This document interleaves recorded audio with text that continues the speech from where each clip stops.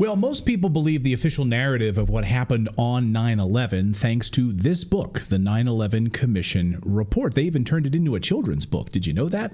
So that children could suck down this BS narrative. But that's how most Americans, it became a big bestseller. It was a New York Times bestseller, and a lot of people read this thing. On November 2002, the United States Congress and President George W. Bush established the law, which was the National Commission on Terrorist Attacks upon the United States, also known as the 9/11 Commission. This final report was presented to the media, to the White House, as a case closed. Nothing more to see here. Muslims hijacked planes, attacked our infrastructure, killed 3,000 Americans. Case closed. No more questions. Just like the Warren Commission report, no more questions about the assassination of JFK. Please, we're done. We've moved on. But of course, it's not case closed. The 9/11 Commission report is full of propaganda, gaping holes, clear omissions, and I think the omissions are the most glaring problems here. Leaving out key witnesses, bomb materials found in the dust, FBI whistleblowers who throw open wide how much of a BS sandwich this whole thing was, and much, much more. So today we're going to blow a hole in the 9/11 Commission report, show you what was left out, what was hidden by the deep state cabal that, of course, organized this massive false flag attack on America in order to drive us into a permanent war in the Middle East, push through a Patriot Act, of course, that removes our civil liberties and controls all of us. Now, I spoke to Kevin Ryan, who's one of the best 9/11 investigators in the world. He says the biggest problems with the 9/11 Commission report are the omissions and the distortions, like ignoring World Trade Center Building 7. Testimony from whistleblowers, basing the report on false torture testimony, which we know, testimony you're getting during torture is a load of garbage, right? The videos of which were completely destroyed. Why did they destroy a bunch of videos? Like, wouldn't you like to see a plane maybe not going into the Pentagon? Like, what actually went in from the gas station that they had footage of at the Pentagon? Like, I'd like to see that video. Why did the FBI destroy it? It's interesting, right? Why they leave that out of the 9/11 Commission report? Video of the incident that you destroyed? Failing to investigate crucial aspects like insider trading and hijackers showing up alive later on. Did you know that? And its claims to have found no evidence for certain central points in the 9/11 Commission report, like thermite material discovered in the dust on 9/11, by the way, at the World Trade Center. Completely ignoring Building 7 in your report. How does Building 7 collapse? I'm just going to leave that out of the report. Here's a list of some of the main concerns. Buckle up. Okay, guys, we're going to go through all of these here. Many of them documented by David Ray Griffin's list of 115 lies in the 9/11 Commission report, in addition to others that I've added from my own research and other investigators who've contributed here to Redacted. I'm contributing all of those here. And this is not a complete list. I just want to be very clear. This is just a smidge of a list that we're going to go through here. All right, let's start with Philip Zelikow. Okay, Philip Zelikow, the executive director of the commission, has been accused of having conflicts of interest due to his prior ties to the Bush administration. Of course, Zelikow had close relationships with officials involved in national security policies that were scrutinized by the commission, raising concerns about potential bias, of course. There were people who resigned from the commission, left the commission over this, but we're going to not talk about that. Insider trading. The 9/11 report ignored the massive amounts of 9/11 insider trading. Over a dozen governments initiated investigations into the 9/11 insider trading. The SEC flagged a number of people and companies, but the FBI and the 9/11 Commission report didn't bother to even question them. The suspects involved in the insider trading and simply responded that these people were not associated with Al-Qaeda. Oh, they're not associated with Al-Qaeda, but they made a lot of money off of insider trading before 9/11 happened. But they're not associated with Al-Qaeda, so we're not going to investigate them. Okay, gotcha. All right, let's talk about the omissions, because to me this is the biggest issue here. The report did not adequately explore the role of foreign governments, including Saudi Arabia, Pakistan, and Israel. In fact, the 9/11 report only mentions the word Israel 6 times in over 570 pages. And no mention of the 2 Mossad agents who were caught arrested and dancing and high-fiving one another, along with 5 other people. They were held in prison for over 70 days. Then Michael Chertoff let them out. They went back to Israel. They admitted in testimony that they were there to simply document the events. What? Okay. We're here to document the events. Okay. But they're dancing, high-fiving each other. Bye-bye. But no mention of those in the 9/11 Commission report. The omission of evidence that at least 6 of the alleged hijackers are still alive. Yes, still alive, including Walid al-Sherri, who was said by the commission probably to have stabbed a flight attendant on Flight 11 before it crashed into the North Tower of the World Trade Center. He's still alive. What? Mm-hmm. No mention of that, though, in the 9/11 Commission report, or the others. The omission of evidence about Mohammed Atta, such that it was reported, well known, that he had a fondness for alcohol. He loved pork, and he loved lap dances. But that's in tension with the 9/11 Commission's report that tried to paint him as fanatically religious. It's the opposite of that, according to the reports. But they left that out of the 9/11 Commission report. Yeah, that's not in the Quran. The obfuscation of the evidence that Hani Hanjour was too poor of a pilot to have flown the airliner into the Pentagon. The guy couldn't even fly a plane. He couldn't fly a small plane, let alone a jet airliner, and do maneuvers descending at 10,000 feet per minute, maneuvers that even advanced aviation pilots couldn't pull off. But this guy, he could pull it off? No, he couldn't. The complete omission by evidence of the flight instructor and the FBI whistleblower that said he had total inability to be able to fly these aircraft. That's left out of the 9/11 Commission report. The omission of the fact that the publicly released flight manifests contain no Arab names. None of their names were on the flight manifests. That could explain why so many of them are still alive. The omission of the fact that the fire has never, before or after 9/11, caused a steel frame building to collapse.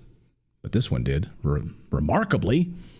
The omission of the fact that the thermite dust was found in the debris of the towers, pointing to the fact that these were all controlled demolitions. No mention of the thermite dust in the 9/11 Commission report. The omission of eyewitness reports, including live reports from CNN on camera, saying there's no evidence of a plane hitting the Pentagon. There's no airplane debris at all.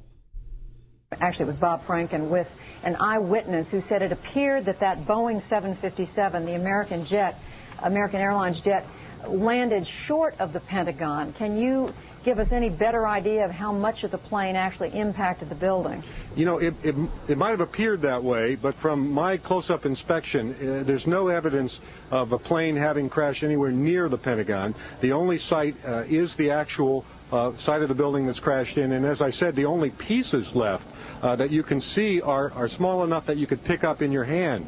There are no large tail sections, wing sections, a fuselage, nothing like that anywhere around, which would indicate that the entire plane crashed into the side of the Pentagon and then caused the side to collapse. Now, even though if you look at the pictures of the Pentagon, you see that the floors have all collapsed, that didn't happen immediately. It wasn't until almost about 45 minutes later that the structure was weakened. Yeah. So what he's just talking about there, the omission of the fact that there are photos showing the Pentagon's West Wing facade did not collapse until 30 minutes after the strike, but CNN reported 45 minutes, and that the entrance hole appears too small for a Boeing 757 to have entered it. Yeah, but that's not in the Commission's report. What about Larry Silverstein, whose comments on Building 7? Pull it! Pull it! The omission of all testimony that has been used to cast doubt on whether remains of a Boeing 57 were visible either inside or outside the Pentagon. That's left out of the report. The omission of the fact that the pictures from various security cameras, including the camera at the gas station across the street from the Pentagon, the film from which was reportedly confiscated by the FBI immediately after the strike, which could show us the answers of what really hit the Pentagon, that was removed, and the FBI did not include that in their report. Why? Good question. The omission of Secretary of Defense Rumsfeld's reference to the missile used to damage the Pentagon. Whoops, slip of the tongue. The omission of the fact that the steel from the World Trade Center buildings was quickly removed from the crime scene and shipped overseas before it could be analyzed for evidence of explosives and any thermite dust. The omission of the fact that because Building 7 had been evacuated before it collapsed, the official reason for the rapid removal of steel, that some people might still be alive in the rubble under that steel, made no sense at all in the case. The omission of Mayor Giuliani's statement that he had received word that the World Trade Center was going to collapse. That's left out of the report. The omission of the fact that the President Bush's brother Marvin and his cousin Wirt Walker were all both principals in the company in charge of security for the World Trade Center. The omission of the fact that World Trade Building 7, which was not hit by an airplane, had small localized fire, somehow collapsed. And it occurred that FEMA admitted it could not explain. The omission of many first responders, reporters, and local police who witnessed explosions in the Twin Towers in Building 7. All of those eyewitnesses are left out of the report. The omission of the fact that given the hypothesis of the collapses were caused by fire, the South Tower, which was struck later than the North Tower and also had smaller fires, somehow collapsed first. Why is that left out of the report? And why that would have happened?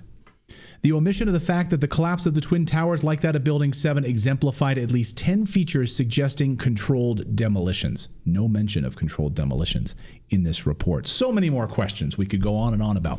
NORAD's response, the failure of the air defense systems on that particular day, the lack of transparency and operations around Al-Qaeda. Who funds Al-Qaeda? Who actually created Al-Qaeda? Bing, bing, bing. Do you have an answer, Natalie? Yeah. Who? It's us. Who created Al-Qaeda? We do that. Yes, the United States. Yeah. So it's very interesting that we can then put the blame on Al-Qaeda in all of this, right? And of course, the major failure to explore alternative theories about this. So they left out so much, omitted so much eyewitness testimony, not only from government whistleblowers, individuals involved in the process, all of it. And they don't offer any sort of suggestive alternative as to what could have gone on that particular day. Case closed, according to the 9/11 Commission report. We also fund Al-Qaeda spinoffs. We like those too. We love Al-Qaeda like spinoffs. Game of Thrones spinoffs. We like Al-Nusra. ISIS. We like Hamas. We like all of them. We fund all of them. We fund all of those terrorists. We do that. Yeah, and then we claim that let's talk about it. Israel and the United States created Hamas, right? So we actively armed them and funded them. Yeah. So same with Al-Nusra to get a war in Syria that we want so badly. As the Wizard of Oz says, you need a good enemy, right, to carry out these forever wars. So the 9/11 Commission report should be kept in everyone's bathroom and used as toilet paper. We want to tell you about our friends over at American Financing because interest rates are starting to come down, but the burden on the American family finance has not. Wages are flat, expenses are up, inflation is terrible. So if you're a homeowner and you're frustrated with that cycle, then maybe you can take 10 minutes and call American Financing and see if they can help you learn to break this cycle. What they do is teach you to change out bad debt for good debt and leverage your assets. In your main asset may be in your home. If you are a homeowner, you may have equity that you can use and leverage, because that's what wealthy people do all the time, is they leverage their assets. They don't just buy a home and then hunker down and say, okay, we're done. Absolutely not. They leverage their assets in order to build wealth, and you can do that too. So you can call them right now at 866-890-8434. That's 866-890-8434, or visit americanfinancing.net/redacted and download your free report for how you can learn this. Again, we're not telling you to do it. We're telling you to learn it, because once you learn it, you can make an informed decision on whether or not this works for your family finances. So again, visit americanfinancing.net/redacted.